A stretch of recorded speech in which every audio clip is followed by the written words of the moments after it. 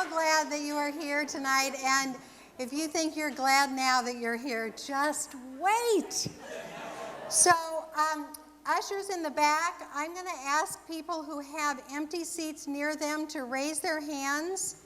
So, the people that come in, it looks like there's a whole circle right here, right? Oh, it's reserved. Okay.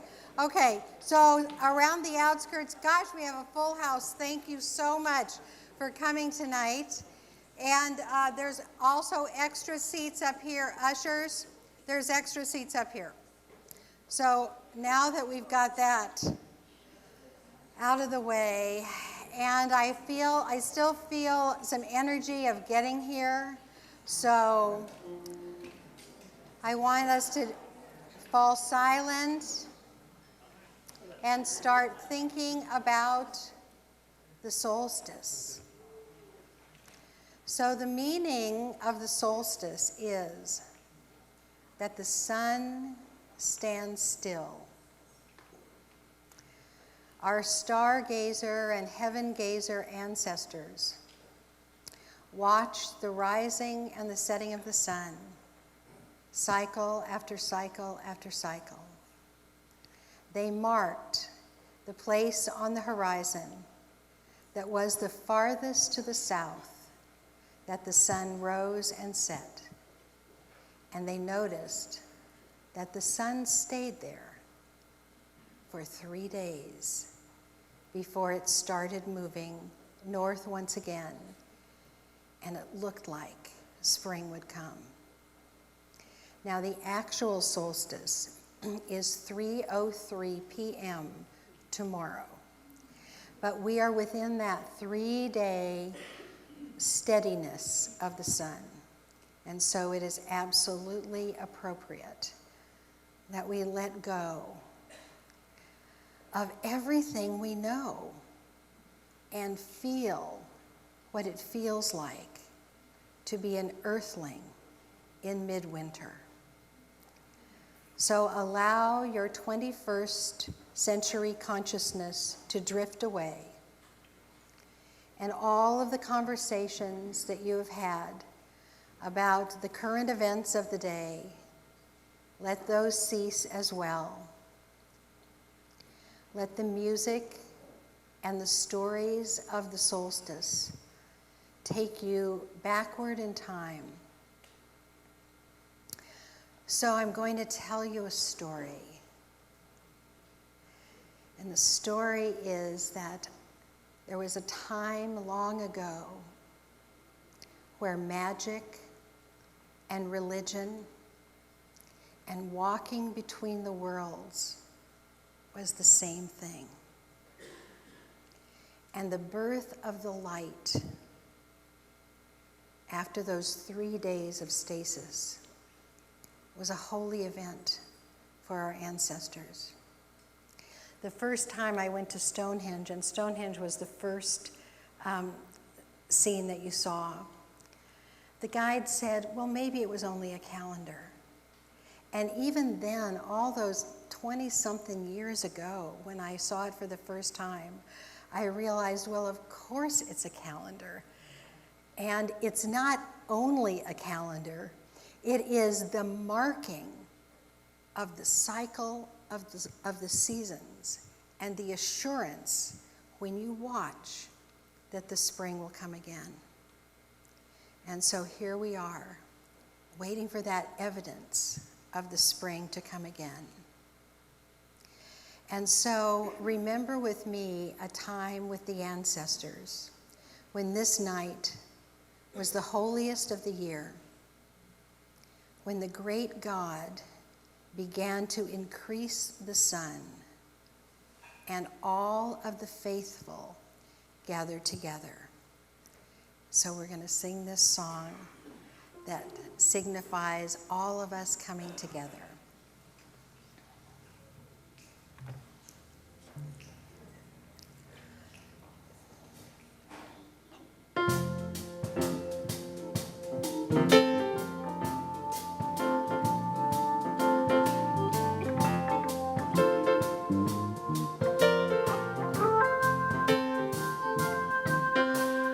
Come all ye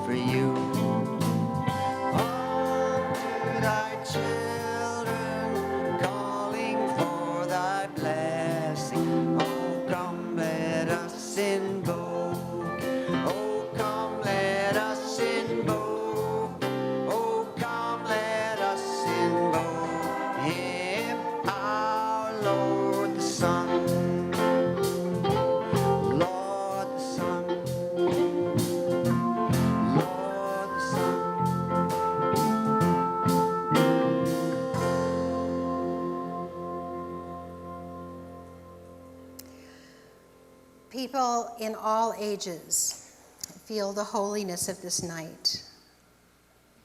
So I'd like to begin with prayer as we sit in this place that has had people on it for millennia. And we do something that they probably did.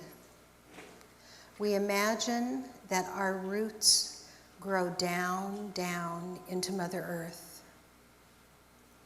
And we imagine that the nerve centers in our brain just pop above our skull and grow into the heavens like branches. And so here we are with roots going down, branches going up, and being on the earth in the middle kingdom. We are the ones that join heaven and earth, and we are the ones that feel that light shining down on us, loving that light and loving the light within us. And so may it be tonight that each one of us has an experience of the holiness of being a soul on this earth, this beautiful, beautiful planet that is tilted just those precious 23 degrees so that we have summer, fall, winter, and spring. Blessed be the earth and blessed be the sun. And so it is. So tonight we'll have ceremony. We'll have songs that will take you back to those ancient ancestors of ours. And so I ask you to not look in your little boxes that are on the little napkin in front of you until we get to that time. And then I'll tell you once, and then I'll tell you again that these are glass candles and this is hard floor. So be careful that they don't bang on the floor or they'll probably be broken, and that wouldn't be, I mean, we can handle it. You want your candle. So tonight, I want us to remember when the woods were really wild. And not only were there four-leggeds in the woods that were wild, but there were also two-leggeds in the woods that were wild.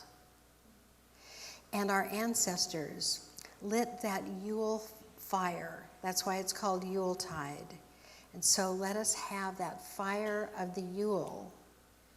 Call to that fire within us, and the fire within us call to the fire above us, and begin this celebration or continue this celebration with a song that has come right into the Christian era that is so, so ancient and pagan.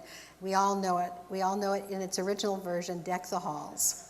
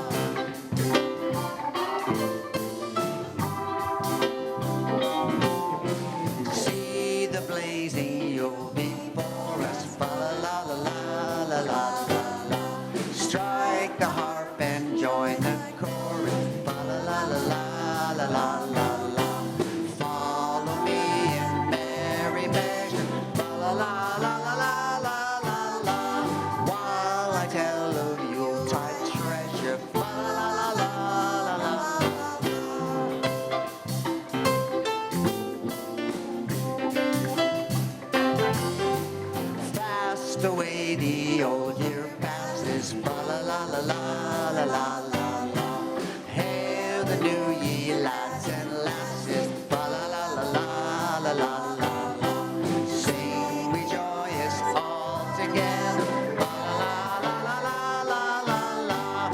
Heedless of the wind and weather, fa la la la la la la la.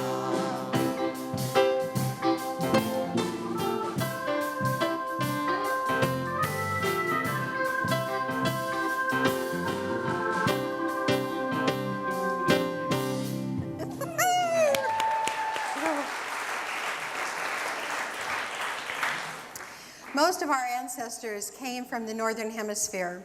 And if you look at a globe, by far, most of the land mass is on the northern hemisphere. So there were a lot of cultures that celebrated the winter solstice right now in this way and have passed down wonderful traditions to us. So as we travel to the extreme north, this is what happens to the sun. So this would be the sunrise, and this is how high the sun gets in the sky before it sets.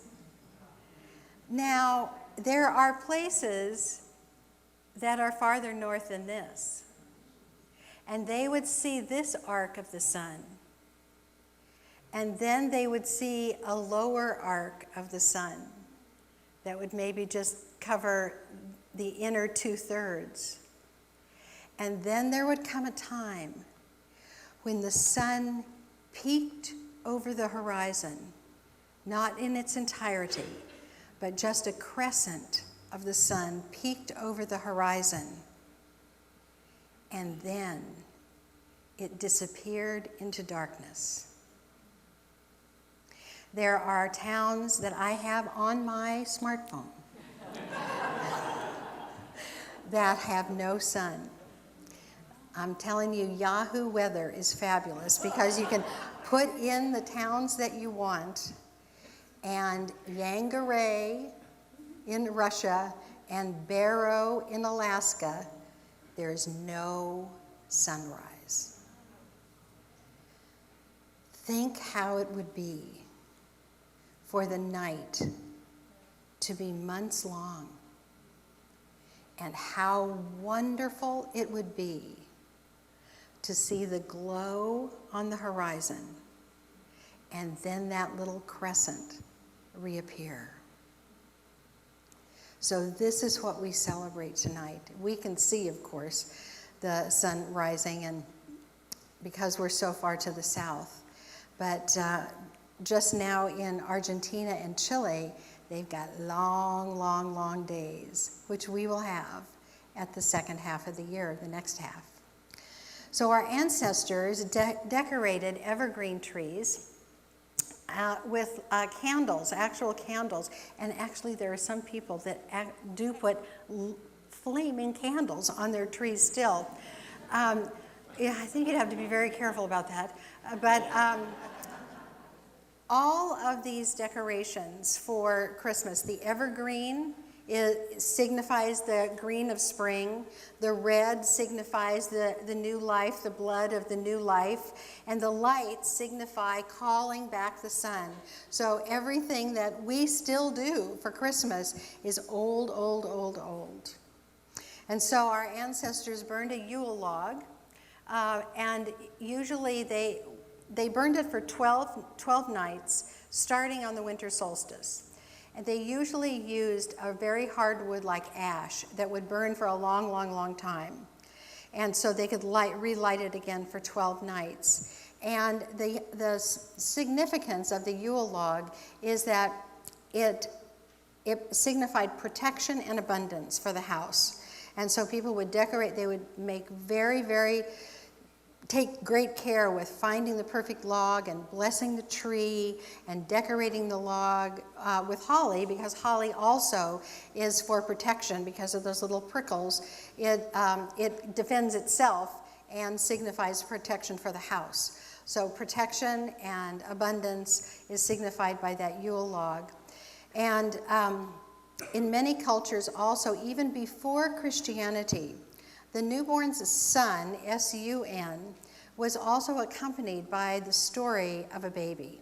And so this baby Jesus could just as easily have been baby Mithra in the Mesopotamian culture, or Saturn for Saturnalia in Rome. So it's fitting now that we sing about a newborn king, because that is way, way older than the Christian tradition. It just fits in perfectly with the rebirth of the Son, S-O-N. And actually, I read this when I was doing my research for this, that English is not the only language where son as a boy child and sun as the great orb in the sky are the same word. So how lovely for the celebration of the rebirth of the Son. So Glory to the Newborn King is next.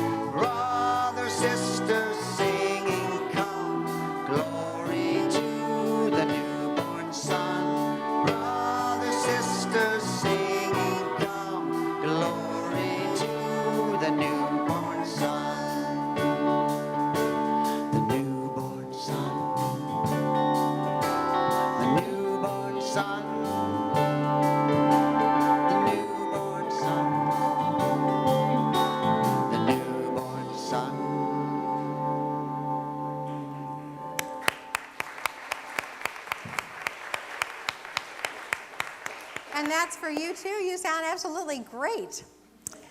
So many cultures had at this time of year also a human-like figure that expressed the wildness of the forest and the greenness of spring and the fertility of the land.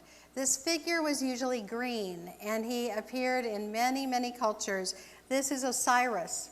And in the depictions of Osiris from ancient Egypt, he is always green. Next is Tammuz from Mesopotamia, and you can see the staff that he has a bud on the end of it, so he can also be considered one of these green creatures. But the green man from what became Britain and England is really the archetype that we're looking at today, this evening. There are carvings. This is the green man, and then there are carvings like this. This is called the foliate face, and he's depicted with things growing out of his eyes and nose and mouth, and is the epitome of a forest god. And it's there. The expressions on these green men in the carvings are all kinds of emotions. I mean, they're humorous, they're gruesome, they're angry, they're scary, they're fun, and they're so diverse and yet so common that it must be that our ancestors saw this. They saw the eyes in the leaves as they went through the forest, and they drew them and painted them and carved them. So one of the most ancient of the depictions of the green men that we still have is on this cauldron. This is called the Gundestrup cauldron, and it was made between 200 BC and 200 AD. And it was found in a peat bog in Denmark.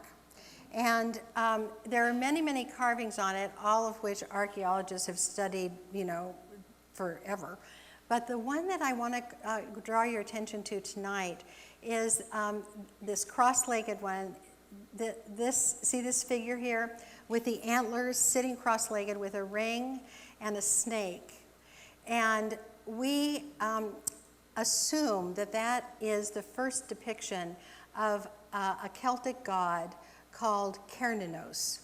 So I want to tell you the story of Cernunnos because he was a very important figure in the pantheon of the ancient Celts. So Cernunnos was very active during the summer in taking care of the crops and making sure that all growing things grew as they should, and that the harvest was plentiful, and there were many, many songs of praise that were sent to Cernunnos. And then at the end of the harvest season, which comes right about at Halloween, although in a lot of places they're not harvesting crops anymore, that it was considered the third harvest. Samhain was considered the third harvest, where they decided which of the animals they were going to winter and which they were going to slaughter for meat for the winter. So at that holiday, Samhain, which has come down to us as Halloween, Cernunnos was tired, and he went underground to sleep. And while he was underground, he would sit cross-legged, meditating like a shaman. And the roots from his hips and his heels would grow down, and his antlers would grow up. And the story was told to me that those extensions of the human body, the roots and the antlers, were the same thing. They were in Mother Earth, getting all of the wisdom and the energy of Mother Earth, and Cernunnos grew strong and strong and strong under the earth until on May Day he leaped out onto the land, this great young god with antlers, and he made for the Queen of the May and got her. And it was very important that he got, isn't that just wonderful? So the Queen of the May and Cernunnos mated, signifying the cycle starting again, the fertile cycle of more babies and more lambs and more corn and more fruit. And then he watched over the crops, and then the whole thing started again. He went underground, grew strong, came out, pursued the Queen of the May. That made the crops the next year. What a lovely cycle. What a lovely cycle of energy and resting. So we celebrate Cernunnos tonight. Now, another Green Man story that is also very important for us tonight comes from the British Isles, and it tells of two kings. The two kings are the Oak King and the Holly King. These are two manifestations of this generic green man, and each ruled for half the year. And they had a great battle at the hinge of the year. The hinge of the year is the spring equinox and the fall equinox. And the Holly King won in the fall, and then gain strength, gain strength, gain strength, until now at the winter solstice, the Holly King is really virile and strong and protective, and all that holly energy, which is not only protection but also it's dreamy. It helps us with our journeying in the winter, and that's what our ancestors did too. With so much darkness, they did shamanic journeying in the winter.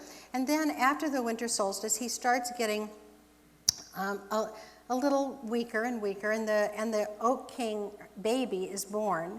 And then at the spring equinox, they have a big battle, and the Oak King is the victor, and then the Oak King reigns throughout the summer with the season of light, and the wind through the oak leaves, and all these two plants, the holly and the oak, were very, very sacred to the Druid community.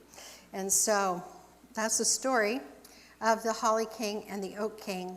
And because we are celebrating the Holly King tonight, we have a wonderful, wonderful version of Good King Wenceslas that is a story of the Holly King.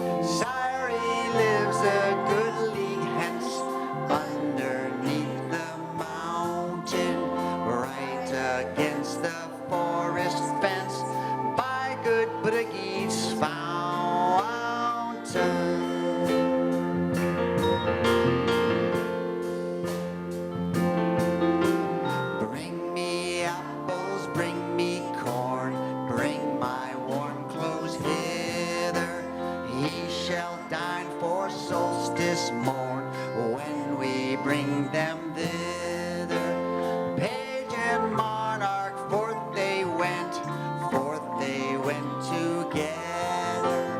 Through the rude wind's wild lament and the bitter weather.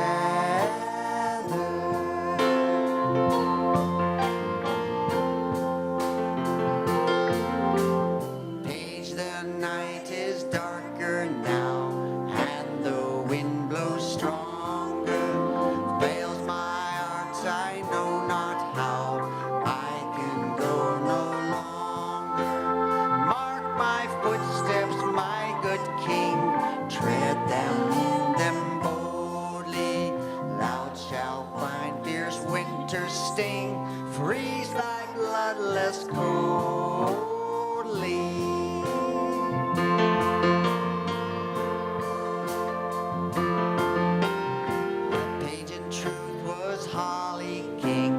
Footsteps marked the pathway. Thus the great God brought the king to the castle gateway. Therefore, pagan folk, be sure, ye who find possessing, ye who now will bless the earth, shall yourselves find blessing.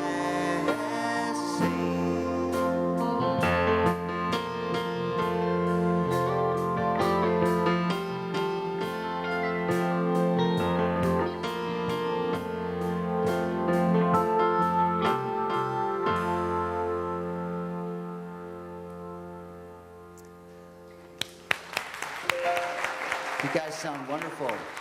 Great chorus. Well, I think that all of our celebrating has called in the Holly King himself.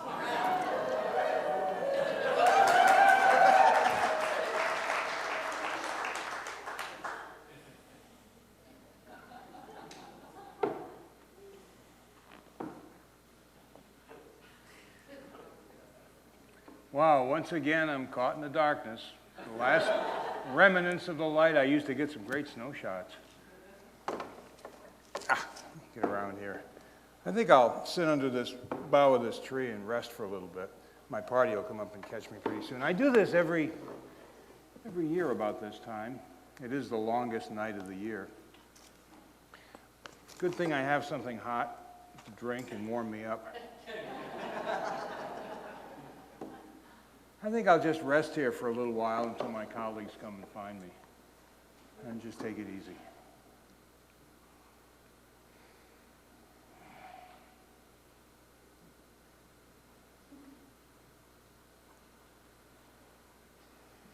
Ah, mortal, how foolish you are not to recognize me here as the green man right behind you.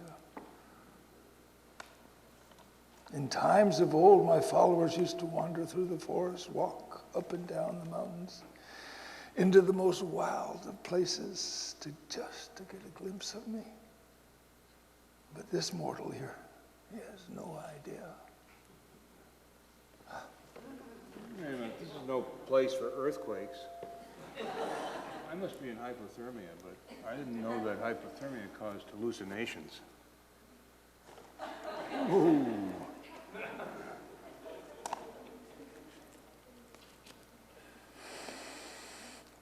You modern foolish human. It's a wonder you can take care of yourself in these woods. You're in the presence of the personification of the natural wild world. It's I, the immortal spirit of the forest. The promise of spring to come, the green deity, the deity of all the worldwide traditions. The promise I bring, I, the green man, I am paying you a visit. The Green Man? Haven't I seen your face in cathedrals in England and Europe? And in pubs, too. Of course you have. Often there are more depictions of me carved in cathedrals and churches and chapels than all the Christian characters put together. In the Scots Wee Church and Chapel called Rosslyn, there's 110 carvings of me there. I'm a part of every spiritual tradition.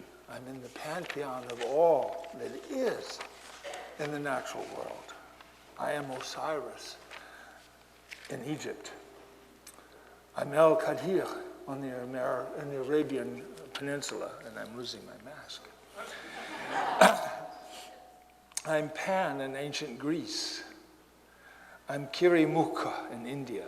I'm the Green Knight, Kernonos, Jack in the Green, John Barleycorn, and embarrassingly, that tame, jolly green giant in your American grocery stores about aisle 3 down in the refrigerator section, you know. Yes. I'm also no stranger to pubs.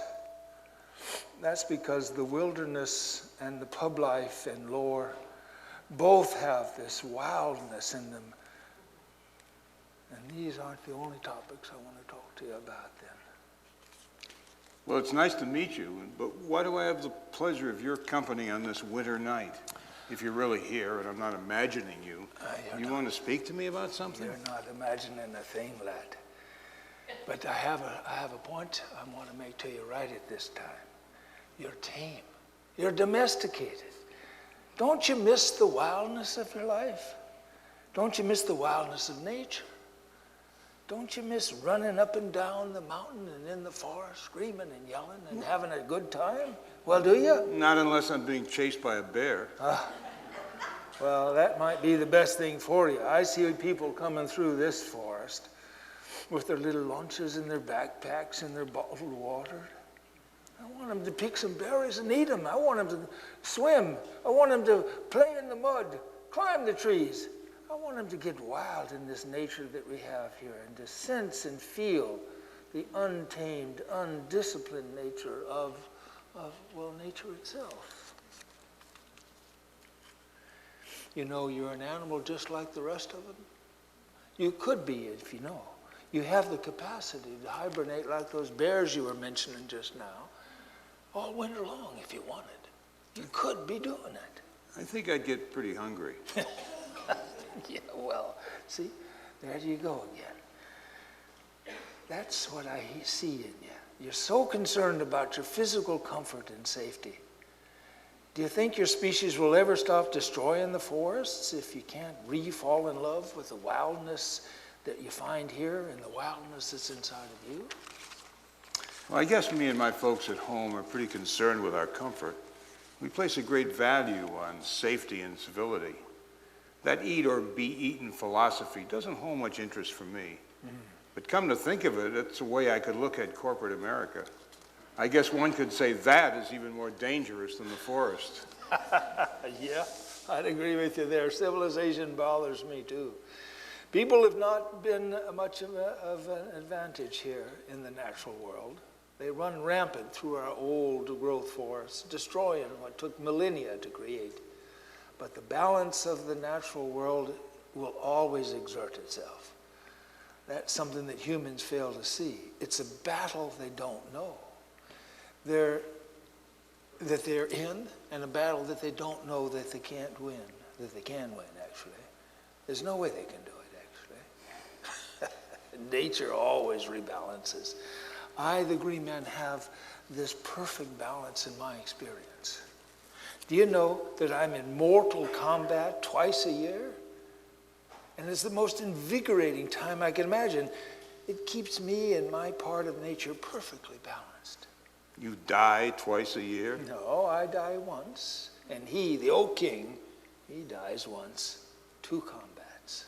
What? Well, at this time of the year, you see me, the Holly King, I'm at the peak of my strength, my most virile. And the winter solstice is the time that I begin to age and weaken shortly thereafter.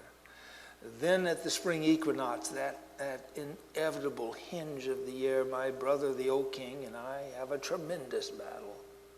He wins in the spring, and I fade to rest in the underworld. Then he grows in strength till the summer solstice, which is his time of greatest strength. Throughout the late summer, he weakens, and I grow in strength till our battle in the autumn equinox rages again, and I win out. Every year it's the same thing. It's our natural cycle of balance. The cycle supports the crops, the wild creatures, the domesticated ones. It supports the humans, although they don't pay much attention to it. Me and the old king, yeah, we actually love each other.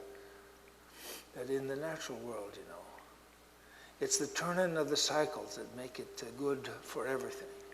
He wins, I win. He dies, I die. We're both reborn. It's wonderful that it's so balanced. Wow, it is wonderful. I think I hear my people starting to come. Can you give me some advice, Mr. Greenman?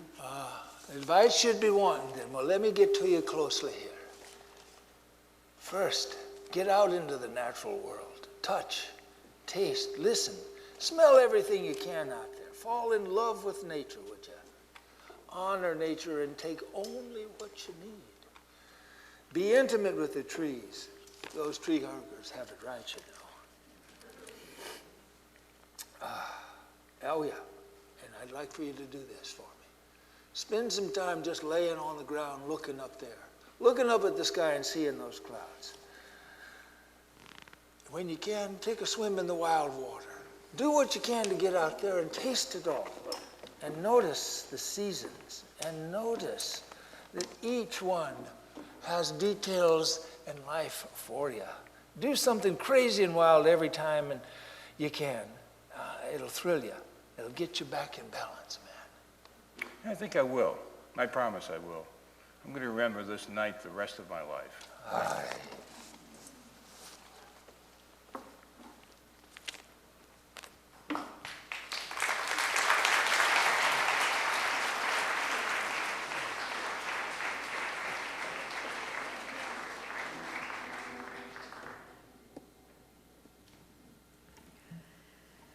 So, I want you to take your holly now, unpin yourself,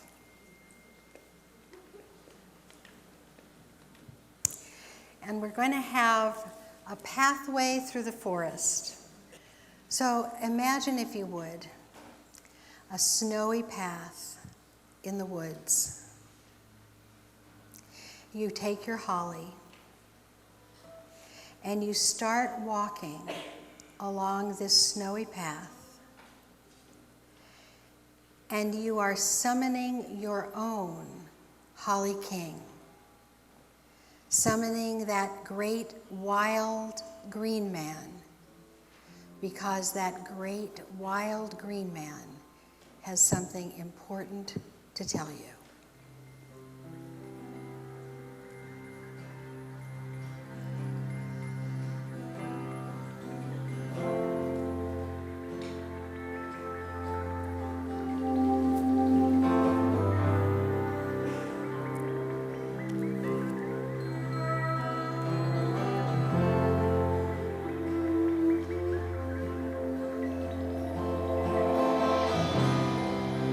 Glow of the fire,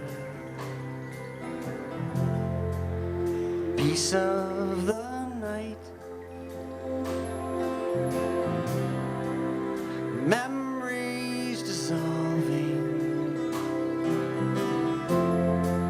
I'm feeling alright, letting the past go. I see myself now, embracing the moment.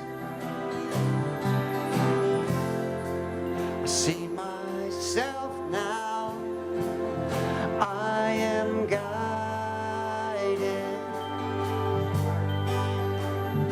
I am guided.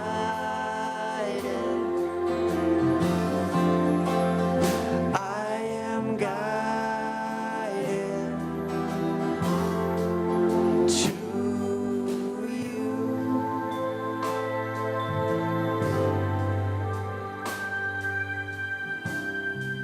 Storm on the ocean awakens my dream. The mist on the mountain becomes the wild rushing stream.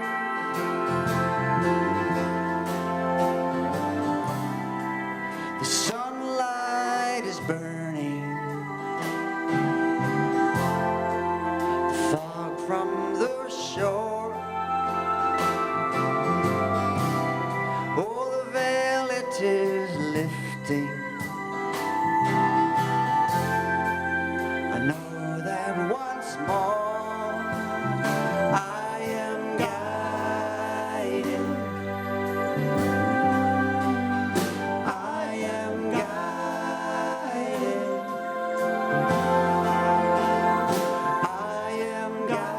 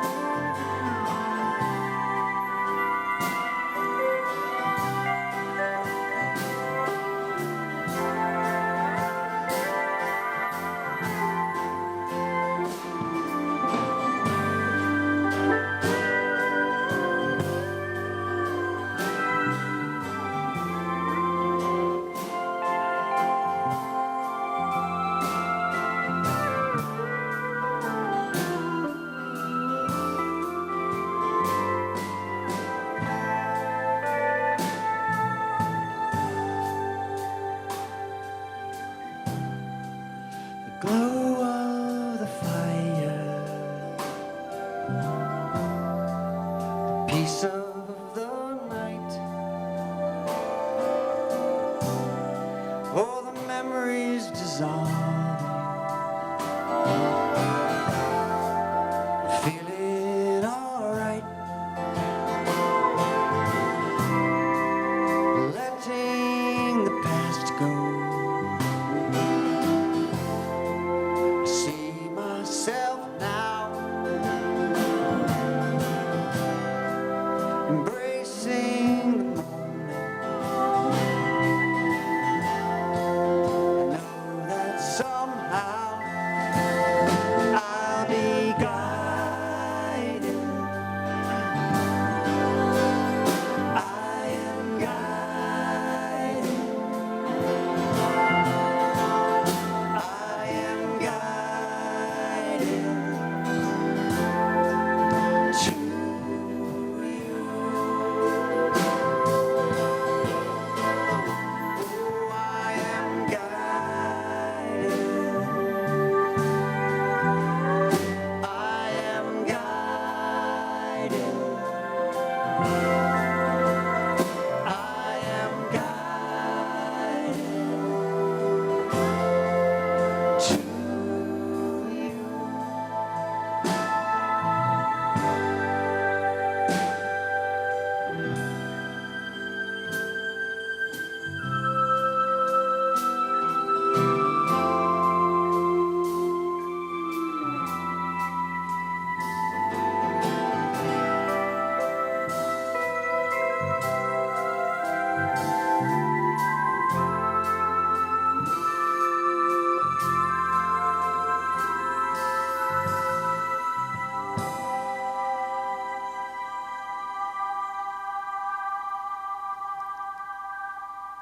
Now, before you start to applaud, remember you're on a journey and you are being guided.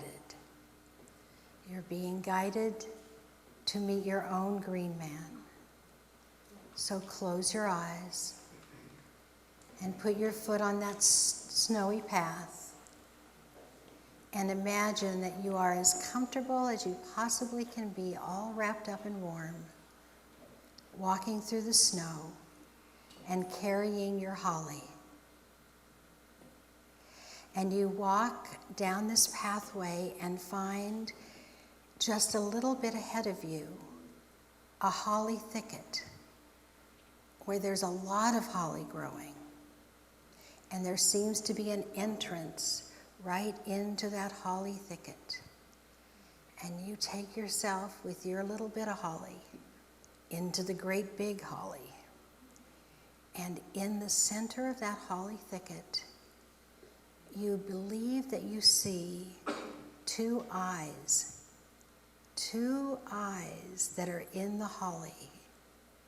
And that is a feeling of wildness and safety at the same time. And then he comes, the Holly King, steps out in his magnificence, his greatest time of strength, and he looks at you with that wildness and that safety. This huge God King is vital, with antlers and holly dripping off the antlers. And he says to you, walk with me. And you walk with the Holly King deeper into that holly thicket. And off to the right, you see a stag. And the stag bows to the Holly King. And you walk on, and on your right, there are some little rabbits, some little bears, and some little foxes. And their sleepy little faces, because they've been hibernating, look out at the Holly King, and they bow to him as well. everything seems perfect, meditative, visionary, powerful, and you realize that this is exactly how our ancestors would dream through the deep, dark winter.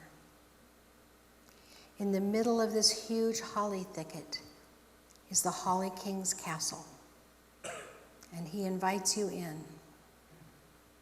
There are candles and steaming food, and the two of you sit in great chairs before the fire. The Holly King fits perfectly in his great chair. You feel a little lost in your great chair because it is so large. He speaks to you as if you have the most important work on earth to do that there could possibly be. He shows you a vision of what that work might be.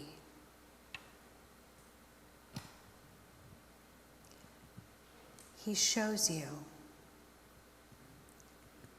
your part in that vision.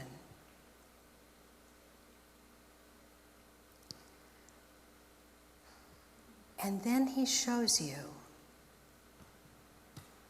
what you must release in order to become the person to live the vision of the greatly important work on earth.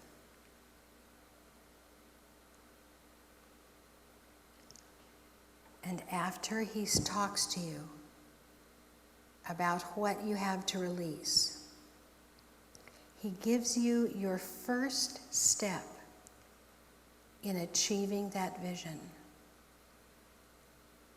The first quality that you must claim as your own in order to live that vision. And then he says it's time for you to go back.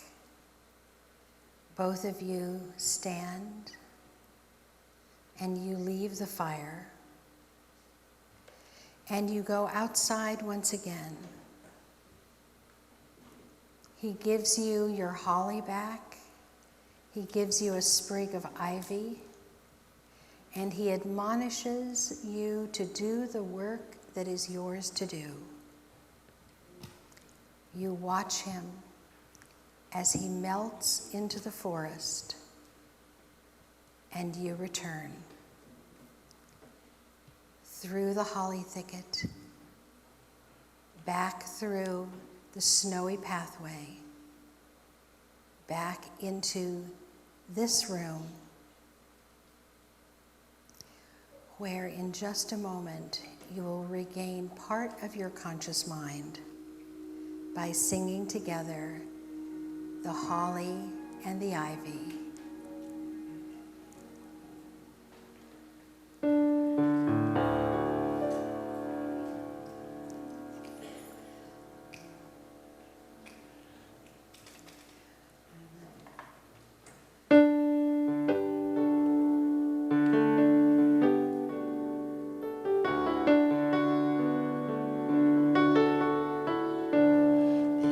The holly and the ivy, when they're both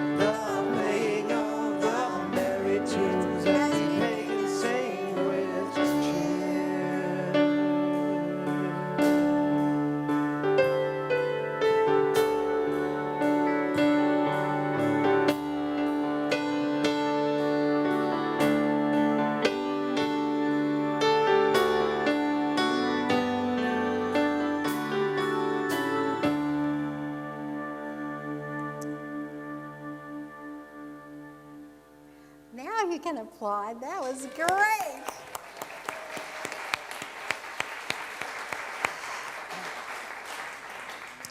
So now is the time that we're going to take the lights up to dim, and you are going to write either what you know that you have to release or what the Holly King told you to release. And you are going to write them on those little square pieces of tissue paper that are in your box with the Golden Gate Center for Spiritual Living pen, which you can keep. So what we're going to do right now is write on that paper only. Do not use any other paper except those little square pieces of paper that are in your box. And if you have too many people in your group, just raise your hand and the ushers will give you some more or find where there's some extra.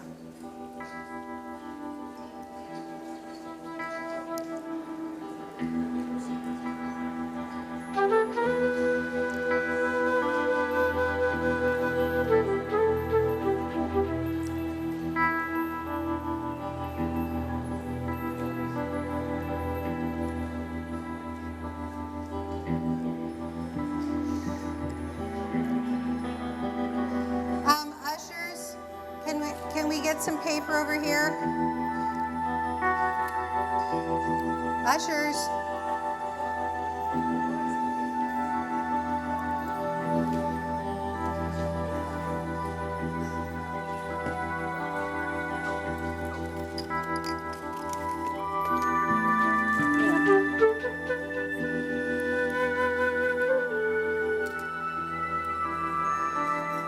That should be enough. What? I'll look.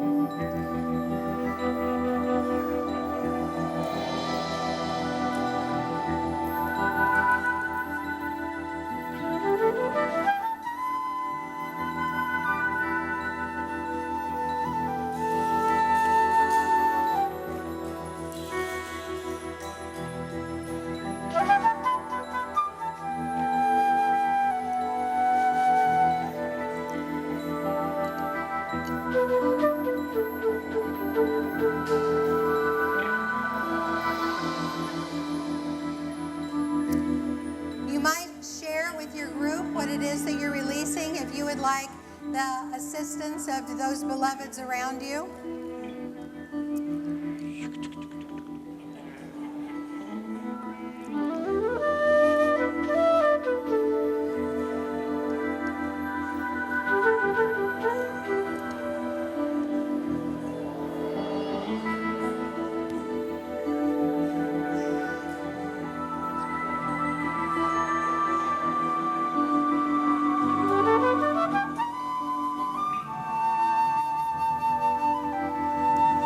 When you're ready to give your papers to the ushers, there are people coming around with baskets.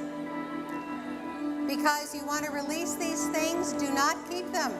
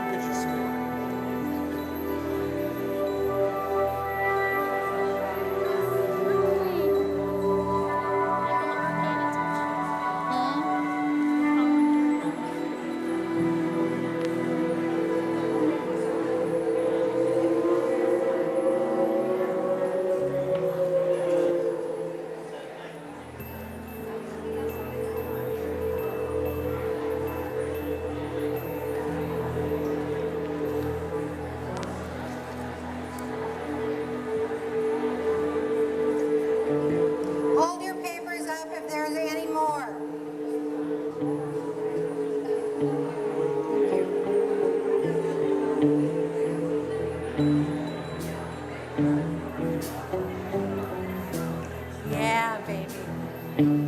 Any more? Purify and heal me and free me. Purify and heal me and free me. Are you ready to let go? Yeah, yeah. Purify and heal me and free me. Purify and heal me and free me.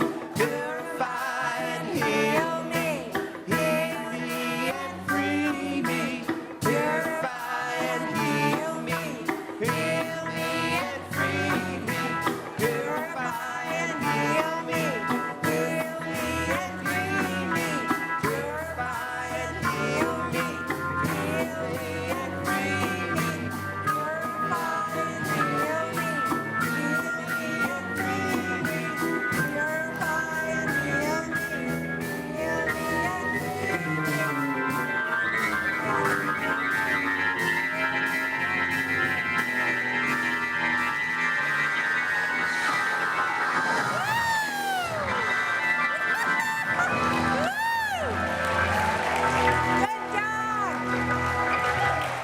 Good job. Good job.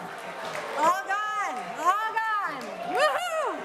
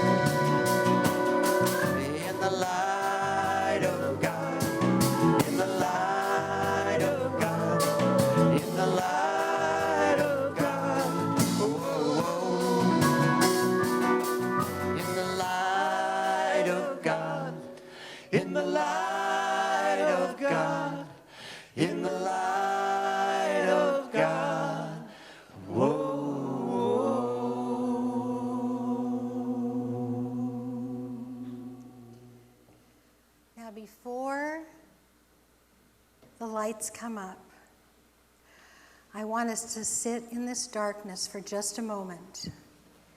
This is that precious, well, there they are.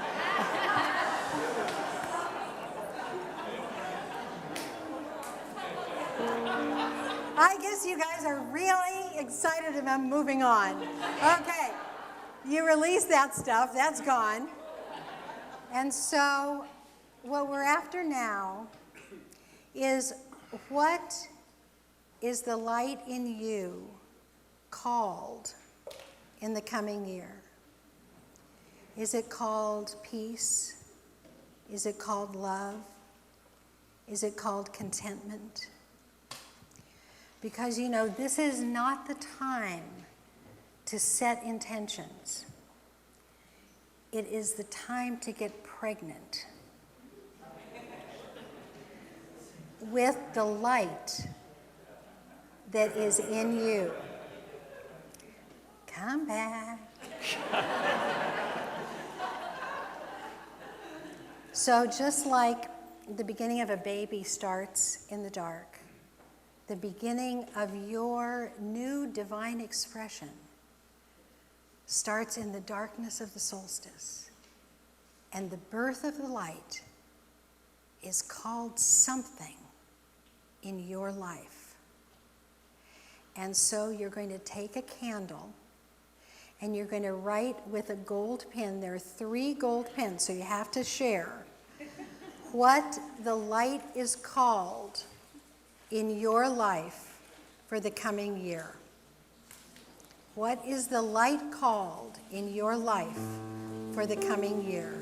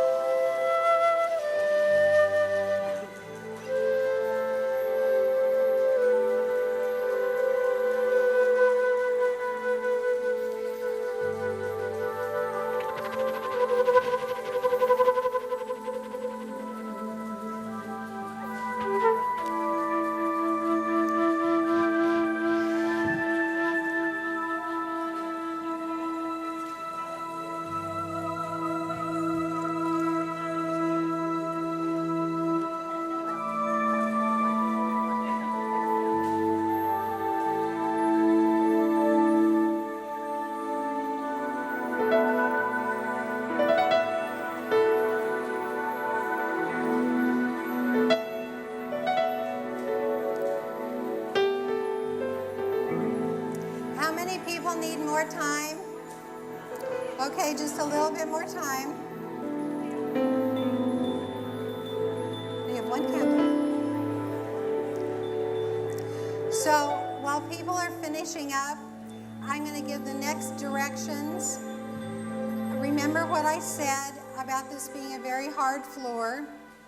And so when we're finished with the candles, put your candles back in the box and remember which one is yours. So in a moment, we're going to light the candles and all the lights will go out and we'll sing a song, and then we'll take the light into us and blow the candles out in case there is a spy from the fire department here. We will not be going around with lit candles, but even the moments that they're lit, please be careful of people's hair and clothing around you. Keep track of your candle. And so back into that mystic place. This is your light. This is the light that you bring to the world. And so if you would now light your candle, and the lights will go out in the house.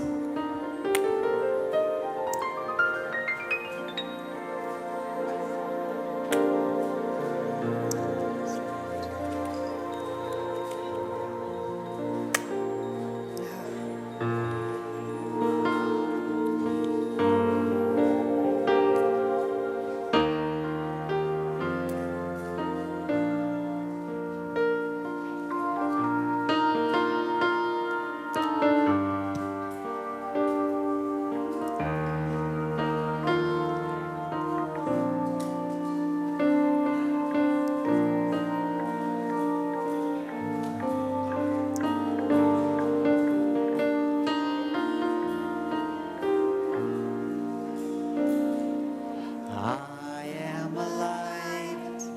I am a light. I am a light in this world. I am a light. I am a light. I am a light in this world. And I shine. I shine. And I shine. I shine. And I shine so bright. And I shine. And I shine. And I shine so bright. You are a light. You are a light. You are a light in this world. You are a light. You are a light. You are a light in this world. And you shine. You shine. And you shine. You shine. And you shine so bright. And you shine. You shine. And you shine. You shine. And you shine so bright. We are a light. We are a light. Let me hear you sing it. We are a light. We are a light in this world. We are a light. We are a light. We are a light. Everybody stand up. And we shine. We shine. We shine. We shine. We shine so bright. And we shine. We shine. We shine. We shine. We shine so bright. And we shine. We shine. And we shine. We shine. And we shine so bright. And we shine. We shine. We shine. We shine. And we shine so bright.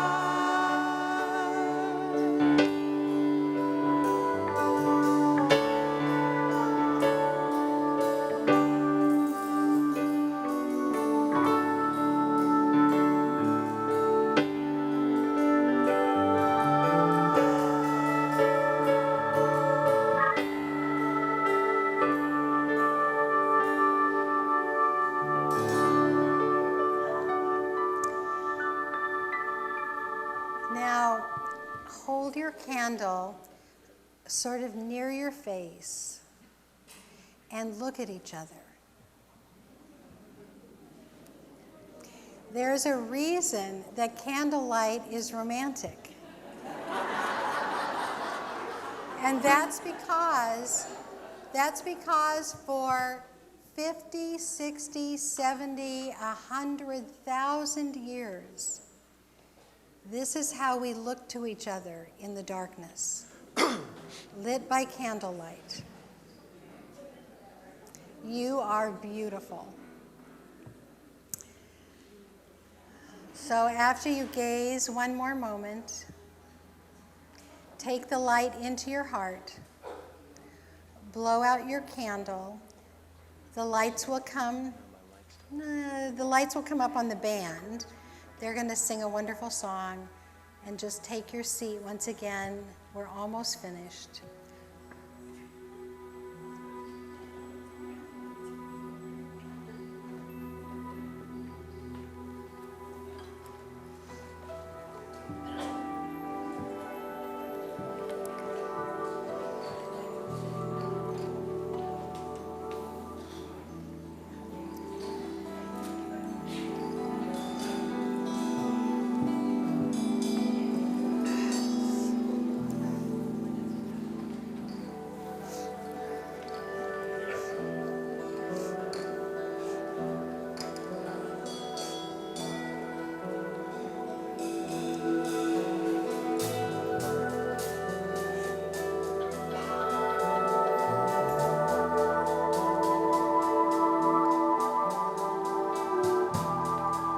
Sun is setting low in a violet sky. Out beyond the ridge top,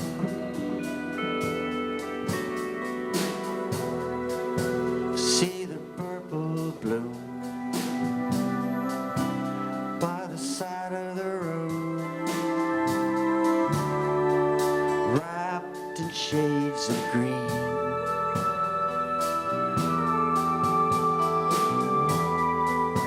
Hear the waters fall in a gentle prayer to the valley from the ridge top.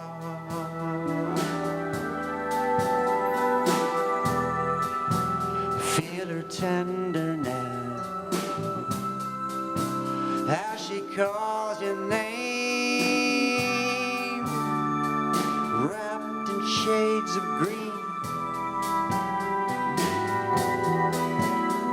I've dreamed so long of this moment when the door would open onto visions of beauty, wrapped in shades of green, wrapped in shades of green.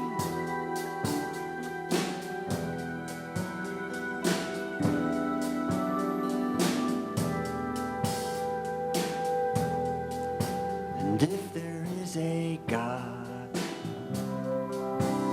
I believe today, out along the ridge top, for the sun is warm all upon the earth, wrapped in shades of green. Dreamed so long of this moment when the door would open onto visions of beauty, wrapped in shades of green, wrapped in shades of green.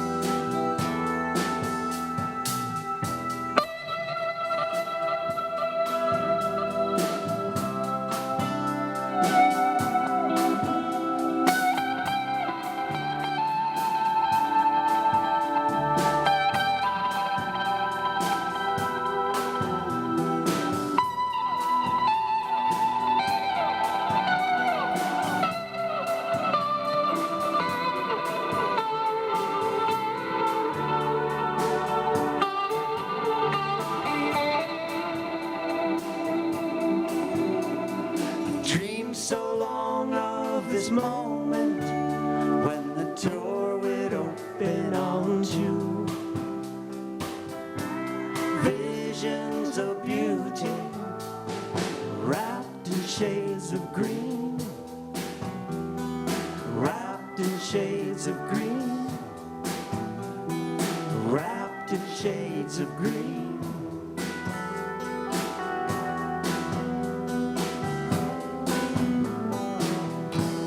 Shades of green.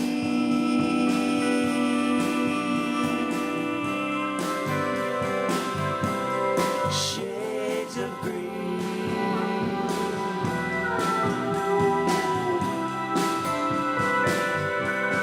Shades of green.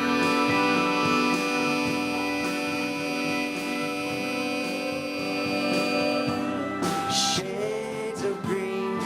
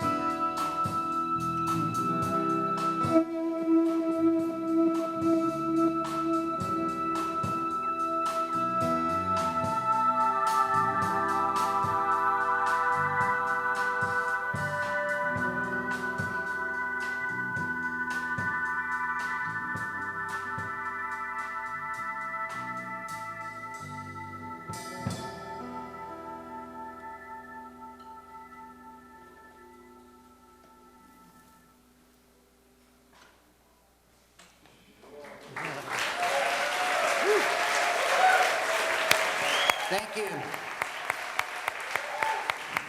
Robin Zickel on the drums. Sarit on the bass. Stephen Meese on the guitar, vocals, keyboards. Robert Powell on the guitar, vocals, and pedal steel. They call me Bodie. Yeah, baby. Reverend Carol Hunley. Yeah. Michael Lucchino on the sound. Scooter on the lights.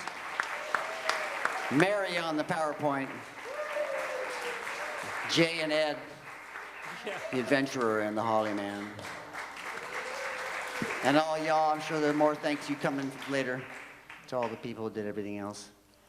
Well, I just want to say that the magic of this night, I hope, will live in your heart forever. We'll do it again next year. And but the magic of the night will be over at the dawn.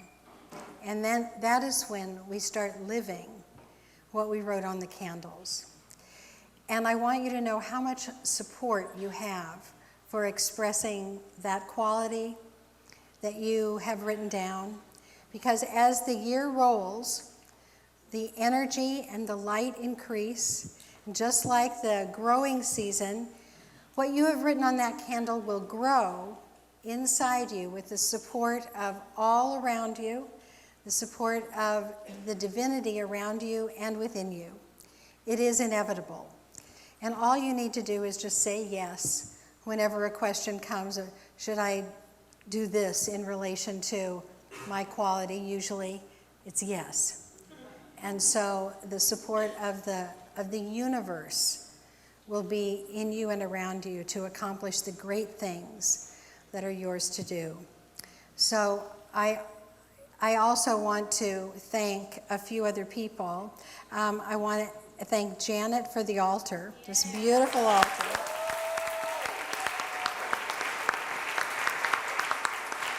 And Cece Finn, who is the office manager that held this entire solstice. Paula Karp was in charge of the front area. And Jay and Mary were in charge of the house. And Joe Hughes was in charge of the kitchen. And thank you once again to the band. And so,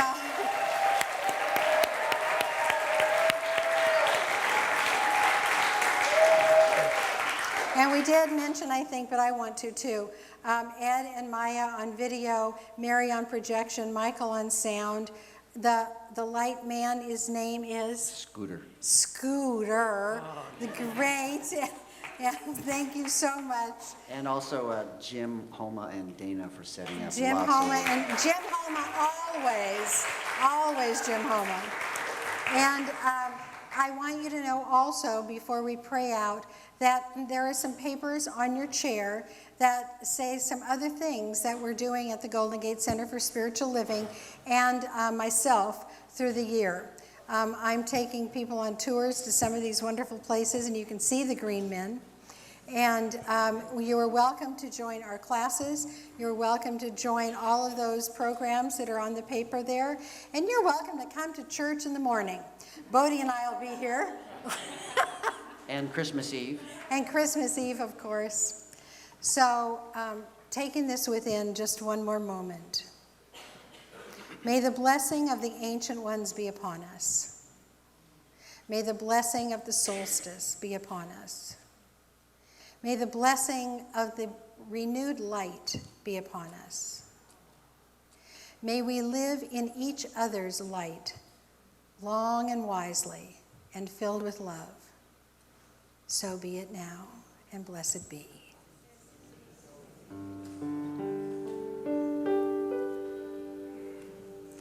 We have one more song.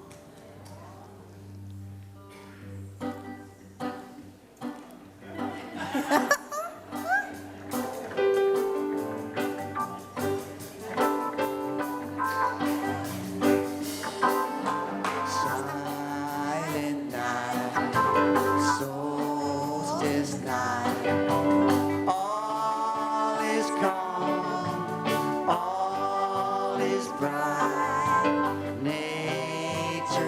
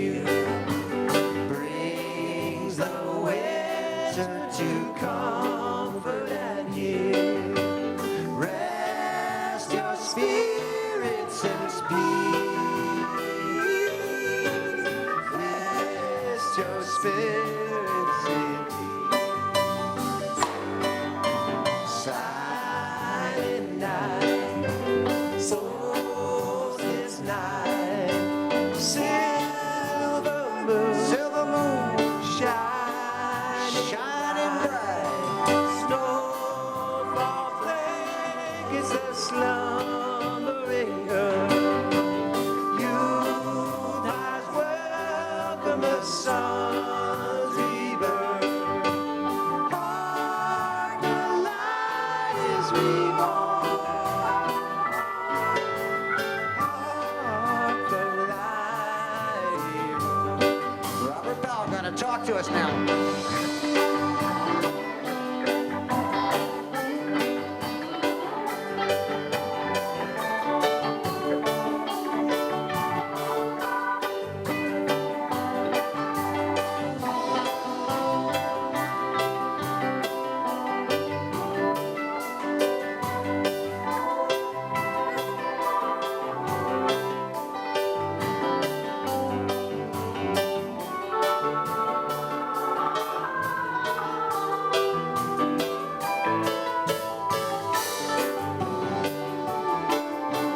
All right, one last chance. Silent night, solstice night, all is calm, all is bright. Nature's flowers in forest and glen, till the springtime she wakens again. Sleeping spirits grow strong. Sleeping spirits grow strong.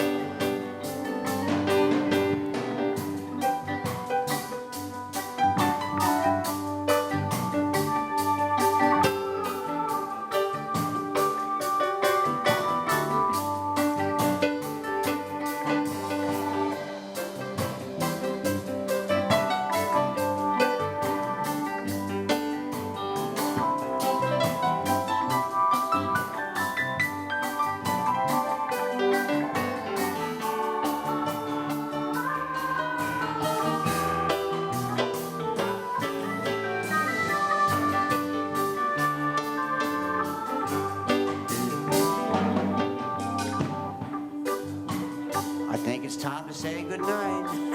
Good night, everybody. Merry Christmas! Happy Solstice!